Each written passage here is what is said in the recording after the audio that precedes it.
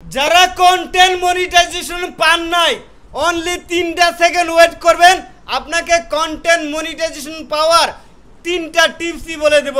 তার আগে সানাউল্লাহ ভাই কিভাবে কন্টেন্ট মনিটাইজেশন পাইলেন, কত দিনে পাইলেন, কার পরামর্শ পাইলেন, কি ধরনের ভিডিও আপলোড করে পেলেন, আমি আপনাদেরকে সানাউল্লাহ ভাইয়ের কাছে যাইতে চাই।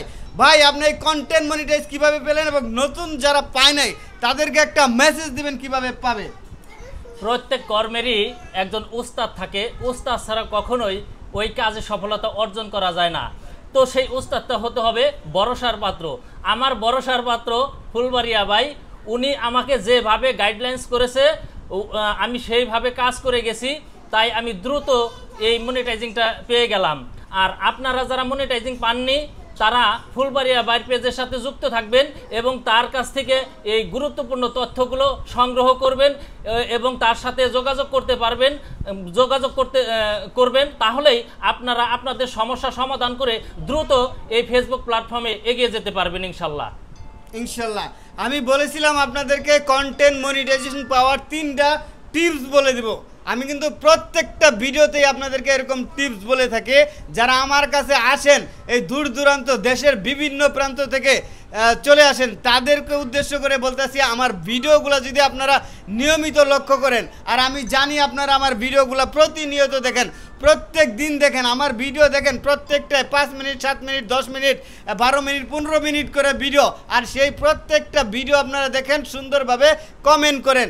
এগুলো দেখেই বোঝা যায় যে আপনারা আমার কথার কতটুকু গুরুত্ব দেন।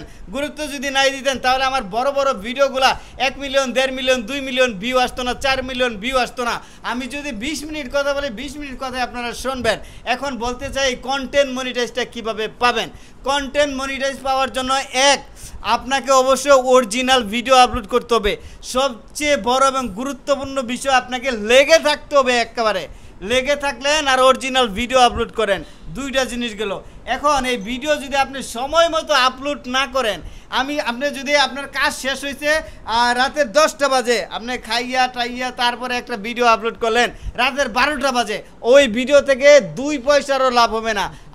আমার ভিডিও ধরেন যে আমি রাত দিন 24 ঘন্টা ছাড়লেও মোটামুটি ভিউ হয়, কিন্তু এখানেও কিন্তু আছে, আমি যদি রাত 12টার আগে ভিডিও আপলোড করে ওইটাতে ভালো পরিমাণে ভিউ আসে, যখন 12টার পরে ভিডিও ছাড়ি ওই ভিডিওতে সামান্য কিছু ভিউ আসে, তুলনামূলক একবারে কম। আর সেটা যদি আমি কোয়ালিটিফুল ভিউ আনতে চাই, রিচ আনতে চাই, আমাকে ওই ভিডিওটা আপলোড করতে হয় 9টার মধ্যে, সন্ধ্যা 6টা থেকে রাতের 9টার মধ্যে, এটা একটা টাইম। তারপরে দুপুর 12টা থেকে 2টা, এইটা একটা টাইম। আবার সকাল 8টা থেকে সকাল 10টা, এইটা একটা টাইম। এই টাইমগুলো হলো উপযুক্ত টাইম। এই টাইমগুলোর মধ্যে ভিডিও আপলোড করবেন, অধিক পরিমাণে মানুষ আপনার ভিডিওগুলো দেখবে, এঙ্গেজ হবে, রিচ হবে। এই যে আপনি 3টা জিনিস বুঝলেন। এক হচ্ছে আপনাকে নিয়মিত ভিডিও আপলোড করতে হবে, 2 হচ্ছে আপনাকে অবশ্যই সময় বুঝে ভিডিও আপলোড করা লাগবে, 3 হচ্ছে আপনার ধারাবাহিকতা বজায় রাখতে হবে। এই 3টা জিনিস যদি মনে রাখেন সানাউল্লাহ ভাইয়ের মতো সফলতা পেয়ে যাবেন। সানাউল্লাহ ভাই বলছেন আমার কাছে, উনি লাস্টে 3বার কিন্তু আসলেন, 3বার এসে সর্বশেষ কন্টেন্ট মনিটাইজটা পাইলেন। উনি কিন্তু বিন্দু মাত্র হতাশ হয় না, লাস্টবার এসে আমাকে বলছে যে ফুলবাড়িয়া ভাই আমরা সকল নিয়ম মানি, সকল নিয়ম কানুন মেনে কাজ করি, তারপরেও কেন ফেসবুক আমাকে এত বেশি সময় নিচ্ছে, 3 মাসের উপরে বেশি সময় নিয়ে নিছে। যাই হোক, সর্বশেষ উনি কিন্তু হাল ছাড়ে নাই, হাল ছাড়া যাবে না। যতক্ষণ পর্যন্ত টার্গেটে না পৌঁছাইতে পারতেছেন ততক্ষণ পর্যন্ত ডিমোটিভেট হওয়া যাবে না কোনোভাবে। আপনি 2 সপ্তাহ 3 সপ্তাহ কাজ করছেন, এরপরে দেখলেন যে আপনার ভালো লাগতেছে না, এই ধরনের কাজ করার কোনো প্রকার দরকার নাই ফেসবুকে।